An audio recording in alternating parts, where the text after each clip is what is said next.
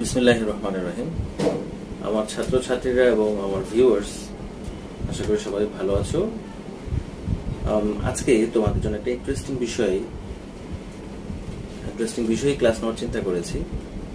তোমরা স্ক্রিনে কতগুলো শব্দ দেখতে পাচ্ছ, অবশ্যই খুবই পরিচিত শব্দ, কিন্তু তুমি আশ্চর্য হবে এবং আশ্চর্য হওয়ারই বিষয় যে আমাদের অধিকাংশ লোক এই শব্দগুলোর উচ্চারণ সঠিকভাবে জানে না।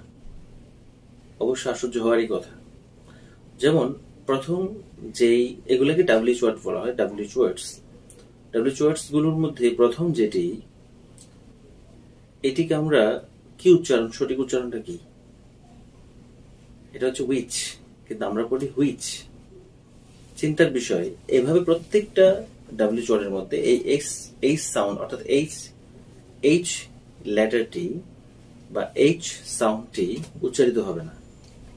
আমি আবার বলছি, সরি, এই প্রত্যেকটি ডাব্লিউএইচ ওয়ার্ডের মধ্যে এইচ লেটারটি যার উচ্চারণ হচ্ছে এই সাউন্ডটি এখানে উচ্চারিত হবে না। তাহলে প্রথম ডাব্লিউএইচ ওয়ার্ডের উচ্চারণটা কি? আমার থেকে শুনো এবং আমার সাথে পড়ার চেষ্টা করো। এটা হচ্ছে উইচ, হুইচ নয়, উইচ। আমার সাথে পড়ো, উইচ। এরপরটা হোয়াট, আমরা হোয়াট পড়ি, যা একেবারেই একটা ভুল উচ্চারণ। তো তুমি প্রশ্ন করতে পারো, স্যার এটা কি হোয়াট পড়লে ভুল হবে? অবশ্যই ভুল হবে। যেমন তোমাকে যদি আমি প্রশ্ন করি, হাঁটা, এটার ইংরেজি হচ্ছে ওয়াক। এখন তুমি এটাকে ওয়াক পড়লে তো ভুল, অবশ্যই ভুল হবে, এবং এটা হাস্যকর একটা বিষয়। ঠিক এগুলোর মধ্যে, এই ডাব্লিউএইচ ওয়ার্ডসের মধ্যে তুমি এইচ বা সাউন্ডটি উচ্চারণ করতে পারবে না, এটা উচ্চারিত হবে না। আর তাহলে সবগুলো শোনাচ্ছে, আমার সাথে সাথে পড়ার চেষ্টা করো এবং নিজেদের ভুলগুলো ঠিক করার চেষ্টা করো। যেহেতু আমি একজন ইংলিশ টিচার, তাহলে আমার দায়িত্ব হলো আমার ছাত্রদেরকে এবং যারা ভিউয়ার্স আছে তাদেরকে এগুলো শুদ্ধ করে শেখানো এবং তাদের ভুলটা দূর করা। তাহলে আমার সাথে উচ্চারণ করো। প্রথমটা হচ্ছে উইচ, দ্বিতীয়টা হচ্ছে what. For example, what is your name? What do you want?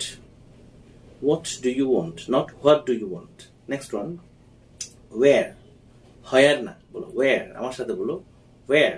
For example, where do you live? Where do you live? Where do you come from? এইভাবে। Next one, why? Why না, বলো why। আমার সাথে বলো why. Next one, when? এটা when পড়া যাবে না, যেটা আমরা প্রতি মুহূর্তে কথা বলার সময়, ইংরেজি কথার সময় ভুল পড়ি। এটা হচ্ছে when. For example, when do you come here? এইভাবে। নেক্সট ওয়ান, while না, while। এরপরে whatever, not whatever, whatever, whenever। এখানে whenever দ্বিতীয়টাতে একটু চাপ পড়বে, অর্থাৎ ever এর মধ্যে চাপ পড়বে। Next one, wherever, whereas, whereas না, whereas। Next one, what for। তাহলে আমরা আজকে ডাব্লিউএইচ ওয়ার্ডস গুলোর মধ্য থেকে যেই ডাব্লিউএইচ ওয়ার্ডস গুলোর মধ্যে এইচ বা হা সাউন্ডটি উচ্চারিত হয় না, সেগুলো আজকে জানতে পারলাম। আবার পড়ছি, which, what, where, why, when, while, whatever, whenever, wherever, whereas, what for। এখানে whereasটা কিন্তু ডাব্লিউএইচ ওয়ার্ডস, অর্থাৎ কোয়েশ্চেন করার জন্য হয় না, এটা একটা কনজাংশন বা সেন্টেন্স লিঙ্কার্স। দ্বিতীয় আরেকটা লিস্টে দেখো যেখানে এইচ উচ্চারিত হয়, অর্থাৎ ডাব্লিউএইচ এর মধ্যে যেই ডাব্লিউএইচ ওয়ার্ডস গুলোর মধ্যে এইচ উচ্চারিত হয়, একটা লিস্ট দেখতে পাচ্ছ, এগুলোতে এইচ উচ্চারিত হবে।